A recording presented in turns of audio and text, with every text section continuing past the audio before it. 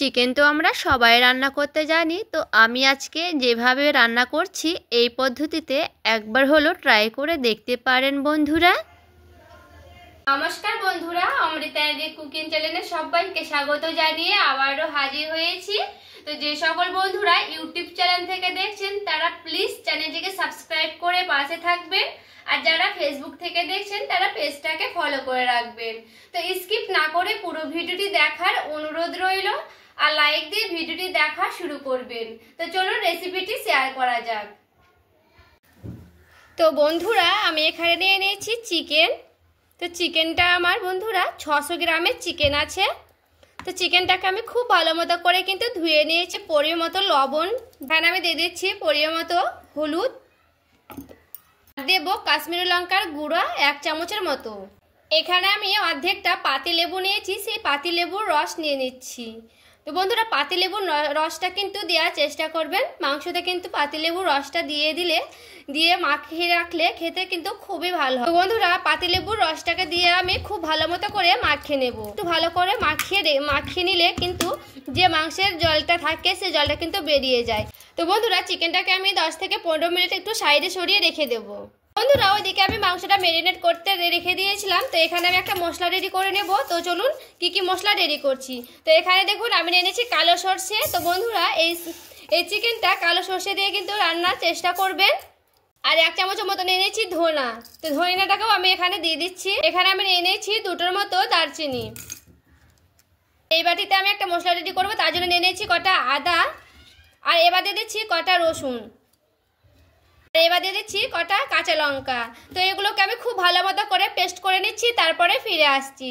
তো বন্ধুরা এটা আমি কিন্তু ভালো মতো করে ভেজে নেব। তো চলুন দেখে নিই। এখানে দেখুন বন্ধুরা কড়াইটা আমি চাপিয়ে নিয়েছি, আর সে সর্ষে আর সে ধনাটাকে আর সে দারচিনিটাকে আমি ভালো মতো করে একটু ভেজে নেব। তো দেখুন হালকা আছে কিন্তু একটু ভালো মতো করে ভেজে নিতে হবে, যেন পুড়ে না যায়, তার জন্য একটু ভালো মতো করে নাড়াচাড়া করে নিচ্ছি। আর দেখুন বন্ধুরা চনমনে করে কিন্তু ফুটতে লেগেছে, এটা কিন্তু আঁচটা কমিয়ে দিতে হবে। আমি খুব ভালো মতো করে ফুটিয়ে নিয়েছি। এবার আমি একটা ওই বাটিতে আমি ঢেলে নিচ্ছি। তো বন্ধুরা আমি কিন্তু এটাকে ভালো মতো করে মিক্স করে নিচ্ছি, তারপরে দেখাচ্ছি। যেটা আমি সর্ষে আর জিরেটা ভেজে রেখেছিলাম সেটা কিন্তু আমি বেটে নিয়েছি শিলনোড়ায় খুব ভালো মতো করে। আর এখানে দেখুন বন্ধুরা আমি কিন্তু মাংসতে আলু দেবো, তার জন্য এই সাইজ করে আমি আলু কেটে নিয়েছি। আর আমি 2টো রসুন দেবো, গোটা রসুন, মানে কিন্তু পেঁয়াজটা কেটে নিয়েছি। তো চলুন এগুলোকে আমি এবার ভেজে নেব। তো দেখুন বন্ধুরা কড়াইটা কিন্তু খুব ভালো মতো পরিষ্কার করে নিয়েছি। এবার আমি দিয়ে দিচ্ছি সরিষার তেল। তেলটা কিন্তু খুব ভালো মতো করে গরম করে নিতে হবে, যেহেতু আমি মাংসটা ভাজবো যেন না লেগে যায় কড়াইয়ের গায়ে, তার জন্য কিন্তু বেশি করে তেলটাকে গরম করে নিতে হবে। একেবারে কিন্তু ধোঁয়া ওঠা গরম করে নিতে হবে। আর এখান থেকে সেই আলুগুলো বন্ধুরা আমি একে একে ভেজে নেব। আমি আলুগুলোকে খুব ভালো মতো করে লাল লাল করে ভেজে নিচ্ছি আগে। এবার দেখুন বন্ধুরা আলুগুলোকে আমি খুব ভালো মতো লাল লাল করে ভেজে নিয়েছি। এবার আমি উঠিয়ে নিচ্ছি। আর এই যে দেখুন বন্ধুরা এই যে চিকেনটা দেখুন কতগুলো জল বেরিয়েছে। আর এইভাবে আমি চিপে এইভাবে আবারও চিপবো, যেন যতটা জল থাকে যেন যতটা পারবো ততটা এইভাবে চিপে জলটাকে বের করে নেব। তো দেখুন এইভাবে আমি চিপে জলটাকে বের করে নিচ্ছি।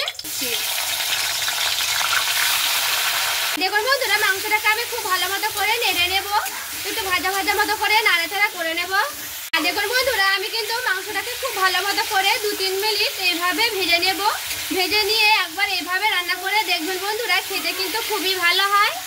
আর দেখুন বন্ধুরা আমি কিন্তু মাংসটাকে ভেজে নিয়েছি। এবার আমি উঠিয়ে নেব, একটু তেল দিয়ে দেবো তার উপরে।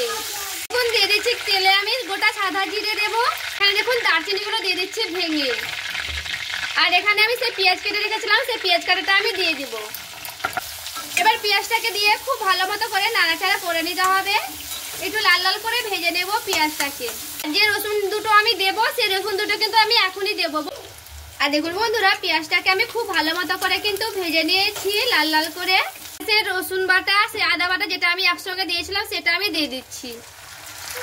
এবার আমি দিয়ে দিচ্ছি পরিমাণ মতো লবণ, আমি দিয়ে দিচ্ছি হলুদের গুঁড়া, দিয়ে দিচ্ছি এখানে কাশ্মীরি লঙ্কার গুঁড়া কালারের জন্য। এবার খুব ভালো মতো করে মশলাটাকে কষে নেব।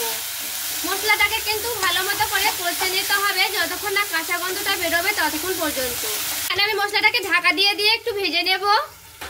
আর এবার দেখুন বন্ধুরা মশলাটাকে কিন্তু আমি খুব ভালো মতো করে কষে নিয়েছি। আর দেখুন কি সুন্দর কিন্তু তেলটা ছেড়ে এসেছে। আর মশলাটাকে বন্ধুরা খুব ভালো মতো করে কিন্তু কষে নিতে হবে, যেন কাঁচা গন্ধটা না থাকে, তো এরকম করে। তো আমি খুব ভালো মতো করে মশলাটাকে কষে নিচ্ছি। আবারও আমি ঢাকা দিয়ে দিয়ে কিন্তু মশলাটাকে একেবারে পেঁয়াজগুলোকে গলিয়ে দিয়েছিলাম। আর দেখুন মশলাটাকে খুব ভালো মতো করে আমি কষে নিয়েছি। আর দেখুন কাঁচা গন্ধটাও কিন্তু বেরিয়ে গেছে মশলা থেকে, জলটা বেরিয়ে গেছে। এবার আমি মাংসটাকে খুব ভালো মতো করে নাড়াচাড়া করে নিচ্ছি। দেখুন খুব ভালো মতো করে কিন্তু নাড়াচাড়া করে নিতে হবে।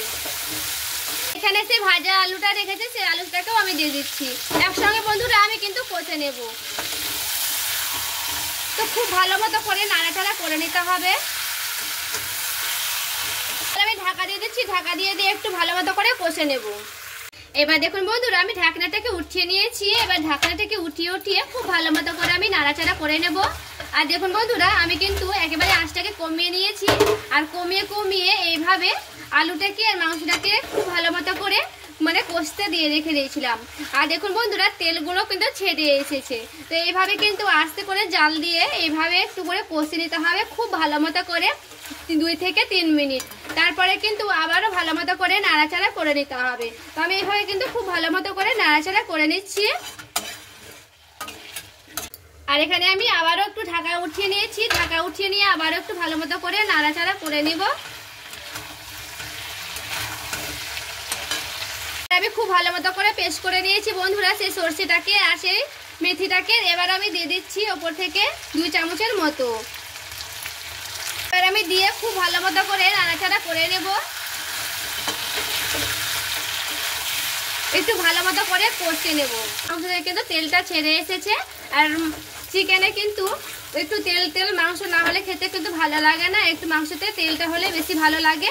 তো খুব ভালো মতো করে কিন্তু আমি মাংসটাকে কষানো হয়ে গেছে। এখানে আমি দিয়ে দিচ্ছি জল।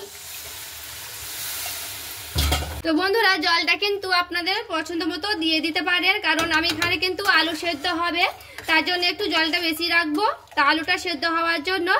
আর দেখুন বন্ধুরা খুব ভালো মতো করে কিন্তু আমি ফুটিয়ে নিয়েছি। আর দেখুন তেলটা কিন্তু খুব ভালো মতো করে ছেড়ে এসেছে গা ঘিসে।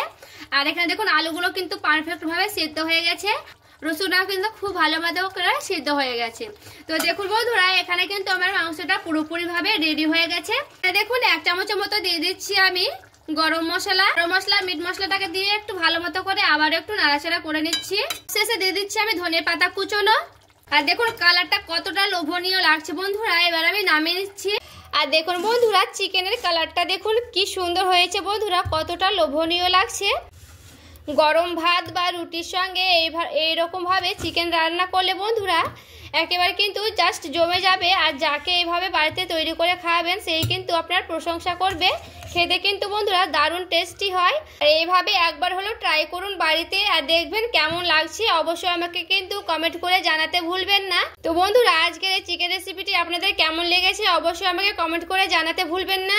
ভালো লেগে থাকলে প্লিজ একটি লাইক করে দিবেন আর চ্যানেলটাকে সাবস্ক্রাইব করে আমার পাশে থেকে যাবেন। দেখা হচ্ছে আরও একটি রেসিপির সঙ্গে। সবাই ভালো থাকবেন, সুস্থ থাকবেন।